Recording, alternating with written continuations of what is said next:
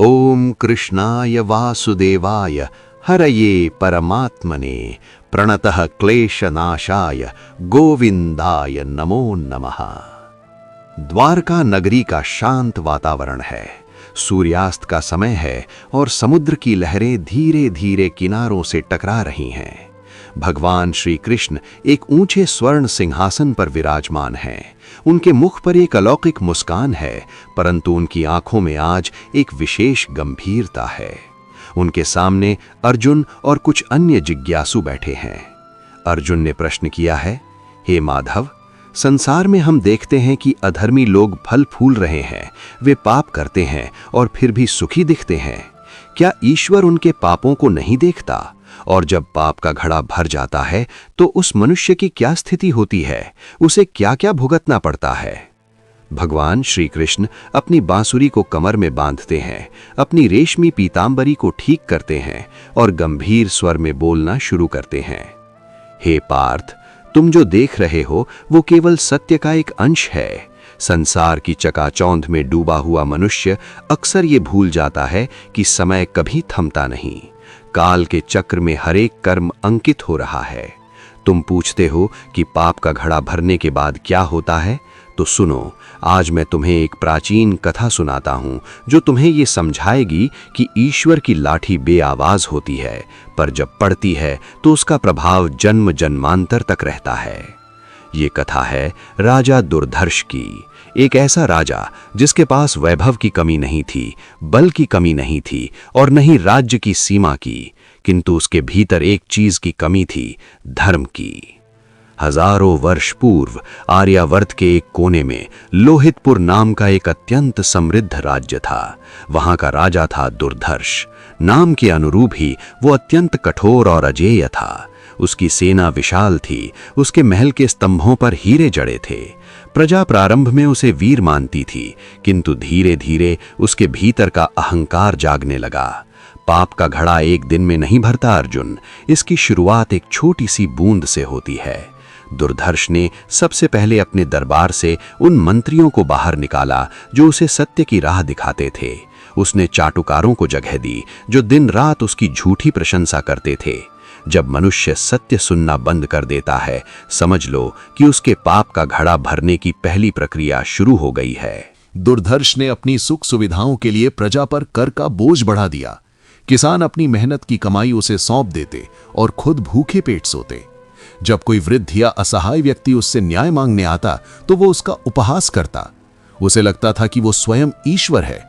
वो कहता था, कौन सा पाप, कौन सा पुण्य, ये धरती मेरी है, ये आकाश मेरा है और तुम सबकी जान मेरी मुट्ठी में है। हे कुंती पुत्र, पाप जब धीरे धीरे संचित होता है तो मनुष्य को भ्रम होने लगता है कि उसे कोई देखने वाला नहीं है। दुर्धर्ष ने एक बार एक निर्दोष साधु की कुटिया इसलिए जला दी क्योंकि वो साधु उसके महल के रास्ते में आ रही थी। साधु ने शांत भाव से कहा था, राजन, पाप का घड़ा धीरे धीरे भरता है। जिस दिन ये भर जाएगा तुम्हें अपनी सत्ता की राख भी नसीब नहीं होगी। राजा अट्टहास करते हुए हंसा और बोला, जाओ साधु, अपने ईश्वर से कह देना कि दुर्धर्ष का घड़ा इतना बड़ा है कि ब्रह्मांड भी उसमें समा जाए फिर भी वो नहीं भरेगा। यही वो क्षण था जब काल ने अपनी गति तेज कर दी। अर्जुन, लोग मुझसे पूछते हैं कि मैं पापियों को तुरंत दंड क्यों नहीं देता।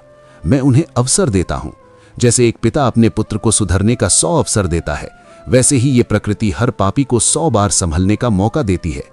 दुर्धर्ष को भी मिले। उसके महल में आग लगी, उसकी सबसे प्रिय रानी बीमार पड़ी, उसके पड़ोसी राज्यों ने चेतावनी दी। ये सब संकेत थे कि रुक जाओ, संभल जाओ। किंतु अहंकार अंधा होता है। दुर्धर्ष ने इन संकेतों को अपनी कमजोरी नहीं बल्कि अपनी शक्ति से दबाने की कोशिश की। उसने और अधिक अत्याचार किए। उसने मासूम कन्याओं के आंसुओं की परवाह नहीं की। उसने विद्वानों का अपमान किया। जब मनुष्य निर्दोषों के अश्रु और असहायों की आह को इकट्ठा करने लगता है तो उसके पाप के घड़े की अंतिम कुछ बूंदें ही शेष रह जाती हैं। समय बीतता गया। दुर्धर्ष अब बूढ़ा होने लगा था, पर उसकी क्रूरता कम नहीं हुई। एक दिन उसने घोषणा की कि अब से लोहितपुर में मेरी मूर्ति की पूजा होगी, किसी देवता की नहीं। उसने मंदिरों को तुड़वाकर वहां अपनी विजय के स्तंभ खड़े कर दिए। उसने साक्षात धर्म को चुनौती दे दी। तभी एक रात्रि उसे एक स्वप्न आया। उसने देखा कि एक विशाल काला घड़ा आकाश में लटका है। उसमें से काला गाढ़ा रक्त टपक रहा है। वो घड़ा पूरी तरह से भरा हुआ है और उस पर दरारें पड़ चुकी हैं।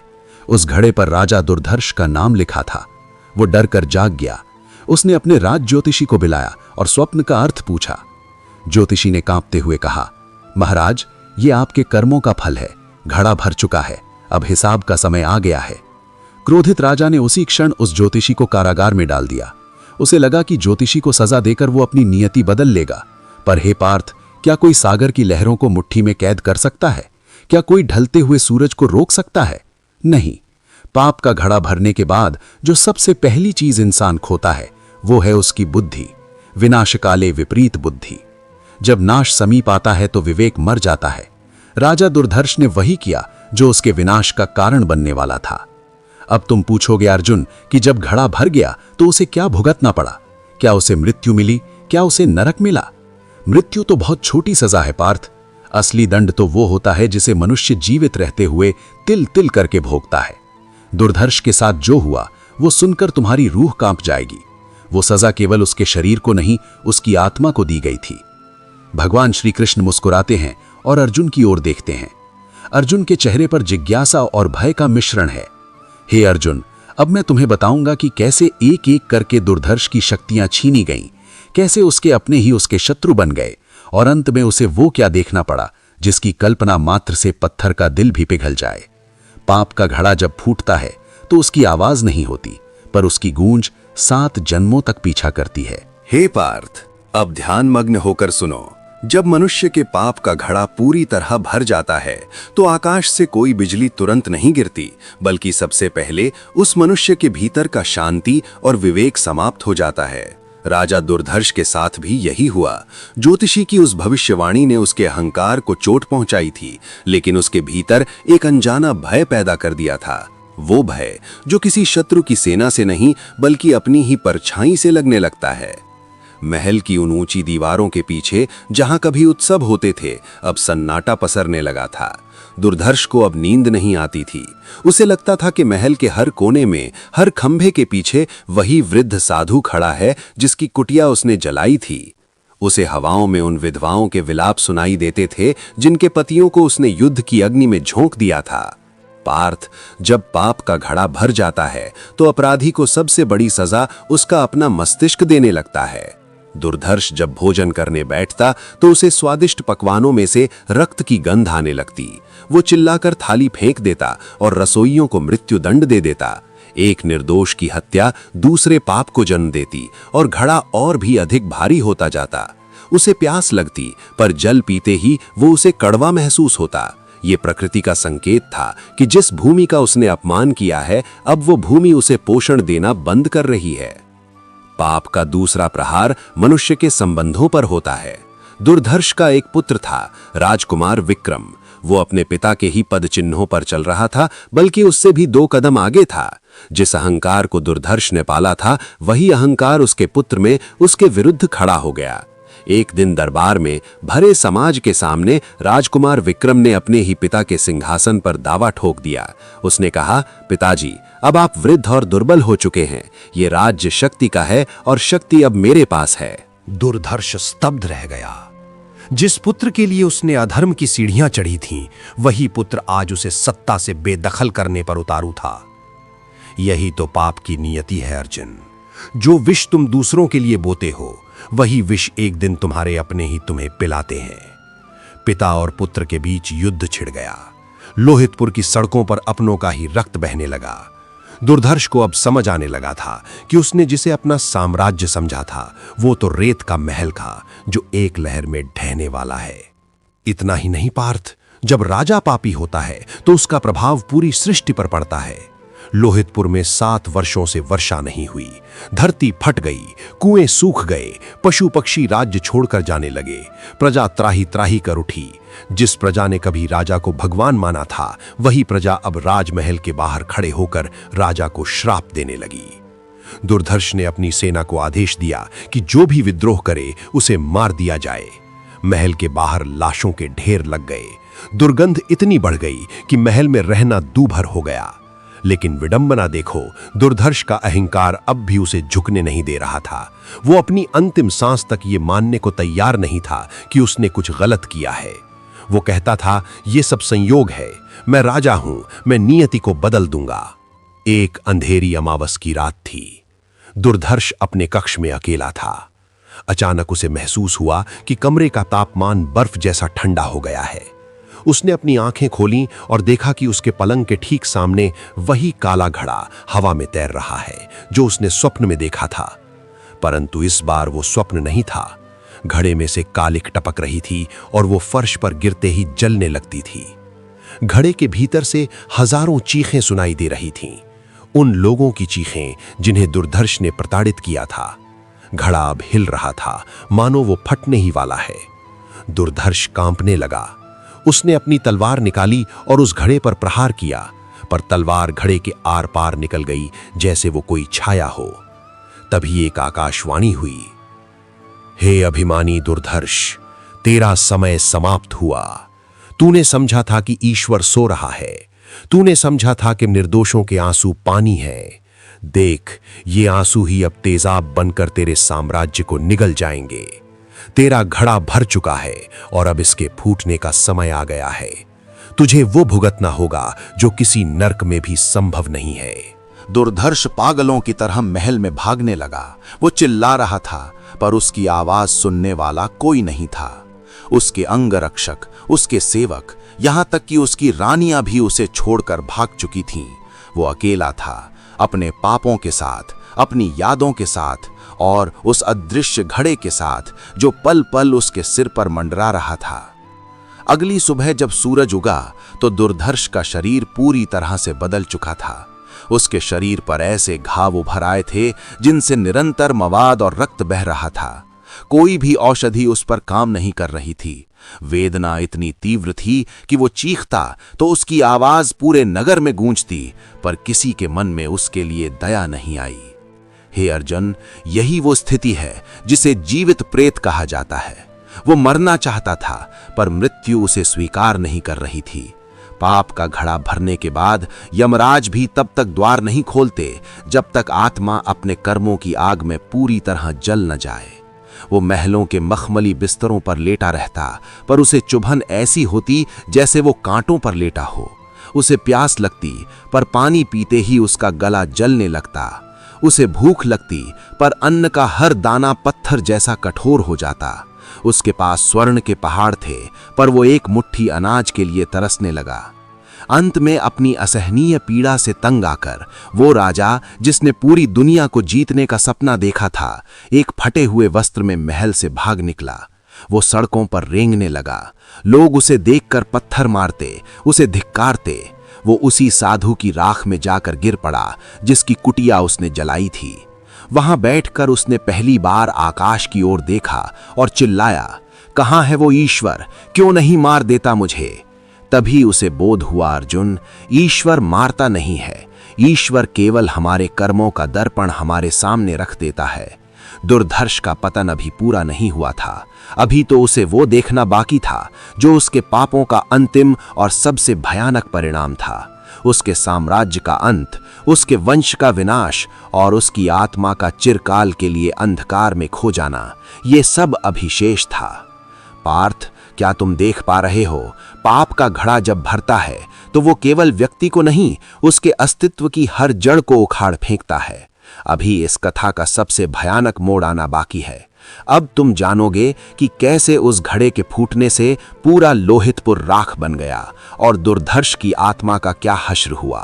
हे कुंती पुत्र अर्जुन, अब उस क्षण की कल्पना करो जब धैर्य की सीमा समाप्त हो जाती है और नियति अपना अंतिम प्रहार करती है। राजा दुर्धर्ष अब राजा नहीं रहा था। वो एक क्षत विक्षत शरीर था जो राख और धूल में लिपटा उसी साधु की कुटिया के अवशेषों पर पड़ा था। उसके चारों ओर गिद्ध मंडरा रहे थे, पर वे भी उसके सड़े हुए मांस को छूने से कतरा रहे थे, क्योंकि उसके शरीर से निकलने वाली दुर्गंध साधारण नहीं थी। वो उसके सड़े हुए चरित्र और पापों की दुर्गंध थी। उस रात आकाश का रंग काला नहीं बल्कि गहरा लाल हो गया था, जैसे आकाश स्वयं रक्त की उल्टियां कर रहा हो। अचानक एक भीषण गर्जना हुई। वो बादल फटने की आवाज नहीं थी, वो उस अदृश्य पाप के घड़े के फूटने की आवाज थी। जैसे ही वो घड़ा फूटा, दुर्धर्ष को महसूस हुआ कि उसके सिर पर हजारों मन का बोझ एक साथ गिर पड़ा है। पाप का घड़ा जब फूटता है तो सबसे पहले वो स्मृति और अस्तित्व पर प्रहार करता है। दुर्धर्ष को अपने किए हुए हर एक पाप का दृश्य साक्षात दिखने लगा। उसे वे हजारों चेहरे दिखाई देने लगे जिन्हें उसने सताया था। वे सब उसकी ओर बढ़ रहे थे। वो चिल्लाना चाहता था पर उसकी वाणी मौन हो गई। वो भागना चाहता था पर उसकी टांगें जड़ हो चुकी थीं। हे पार्थ, जब पाप का घड़ा भर जाता है तो इंसान को भागने के लिए पूरी पृथ्वी छोटी पड़ जाती है। वो कहीं भी छिप जाए, कर्म की छाया उसे ढूंढ ही लेती है। लोहितपुर के उस भव्य महल में जो कभी गर्व से खड़ा था, अचानक दरारें पड़ने लगीं। देखते ही देखते वो स्वर्ण महल ताश के पत्तों की तरह ढह गया। वो महल नहीं ढहा था, वो उस अहंकार का ढांचा था जिसे दुर्धर्ष ने अधर्म की नींव पर खड़ा किया था। अब सुनो अर्जुन, वो दंड जो प्रकृति स्वयं देती है। जब मनुष्य का पाप चरम पर होता है तो प्रकृति के पांचों तत्व पृथ्वी, जल, अग्नि, वायु और आकाश उसके विरुद्ध हो जाते हैं। दुर्धर्ष ने देखा कि जिस धरती पर वो लेटा है वो उसे निगलने के लिए फट रही है। वायु इतनी तीव्र चली कि उसकी खाल उतरने लगी। अग्नि जो कभी उसके महल के दीप जलाती थी, अब उसके भीतर की जलन बनकर उसे भस्म करने लगी। वो पानी मांगता तो वर्षा की बूंदें उस पर तेजाब बनकर गिरती। यही वो क्षण है जब इंसान को समझ आता है कि उसने जिन संपत्तियों के लिए पाप किए वे सब मिट्टी हैं। दुर्धर्ष की आंखों के सामने उसकी तिजोरियां बह गईं, उसके मुकुट धूल में मिल गए और उसका नाम इतिहास के पन्नों से ऐसे मिटा दिया गया जैसे वो कभी था ही नहीं। पाप का घड़ा भरने के बाद मनुष्य की सबसे बड़ी सजा यह है कि उसे भुला दिया जाता है। उसका कोई नाम लेने वाला नहीं बचता, उसका कोई वंश दीप जलाने वाला नहीं बचता। तुम सोच रहे होगे अर्जुन कि इतनी पीड़ा के बाद उसकी मृत्यु हो गई होगी? नहीं, पाप का विधान बड़ा विचित्र है। दुर्धर्ष की आत्मा उसके शरीर को छोड़ना चाहती थी, पर शरीर के घाव उसे बांधे हुए थे। वो कई दिनों तक उस तलब में रहा जिसे जीवित नरक कहते हैं। उसे वे सब लोग दिखाई देते थे जिनके घर उसने उजाड़े थे। वे उसकी आत्मा को नोच रहे थे। उसे महसूस हो रहा था कि वो एक अंधेरे कुएं में गिर रहा है जिसका कोई अंत नहीं है। वो चीखता, हे नारायण, हे ईश्वर, मुझे मृत्यु दे दो। किंतु ईश्वर भी तब तक नहीं आता जब तक कि अहंकार का अंतिम कण भी समाप्त न हो जाए। अंत में जब उसके पास न बल बचा, न धन, न शरीर और न ही अहंकार, तब उसकी चेतना की अंतिम लौ ने सत्य को स्वीकार किया। उसने स्वीकार किया कि वो कर्ता नहीं था, वो केवल एक अधर्मी था। उसने स्वीकार किया कि शक्ति सेवा के लिए होती है, शोषण के लिए नहीं। हे अर्जुन, ये कथा केवल दुर्धर्ष की नहीं है, ये हर उस मनुष्य की कहानी है जो आज के युग में अहंकार और पाप की राह पर चल रहा है। लोग समझते हैं कि वे दूसरों को धोखा दे रहे हैं। वे समझते हैं कि अंधेरे में किया गया पाप कोई नहीं देख रहा, पर वे भूल जाते हैं कि हर आंसू का हिसाब होता है। पाप का घड़ा भरने के बाद इंसान को जो भुगतना पड़ता है उसे मैं इन शब्दों में संक्षेप में बताता हूं, इसे ध्यान से सुनो। विवेक का नाश। सबसे पहले उसकी बुद्धि हर ली जाती है। वो सही और गलत का अंतर भूल जाता है और खुद अपने विनाश का मार्ग चुनता है। अपनों का बिछोह। पाप की अग्नि सबसे पहले संबंधों को जलाती है। अंत समय में कोई भी उसके साथ खड़ा नहीं होता। वो अकेलेपन के उस गहरे सागर में डूब जाता है जहां केवल चीखें होती हैं। शारीरिक और मानसिक नरक। रोग, संताप और भय उसे घेर लेते हैं। उसे नींद में भी शांति नहीं मिलती। कुल का विनाश। उसके पापों की छाया उसकी आने वाली पीढ़ियों पर भी पड़ती है। उसके वंश का गौरव समाप्त हो जाता है। आत्मा की दुर्गति। मृत्यु के बाद भी उसकी आत्मा को शांति नहीं मिलती। वो भटकाव और अंधकार के चक्र में फंसा रहता है। इसलिए हे अर्जुन, मनुष्य को चाहिए कि वो अपने कर्मों के प्रति सजग रहे। घड़े को भरने का इंतजार न करो, हर दिन आत्मचिंतन करो। यदि अनजाने में कोई पाप हुआ है तो उसका प्रायश्चित करो।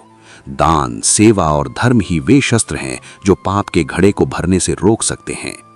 याद रखना अर्जुन, मेरी लाठी में आवाज नहीं है, पर उसका प्रहार अचूक है।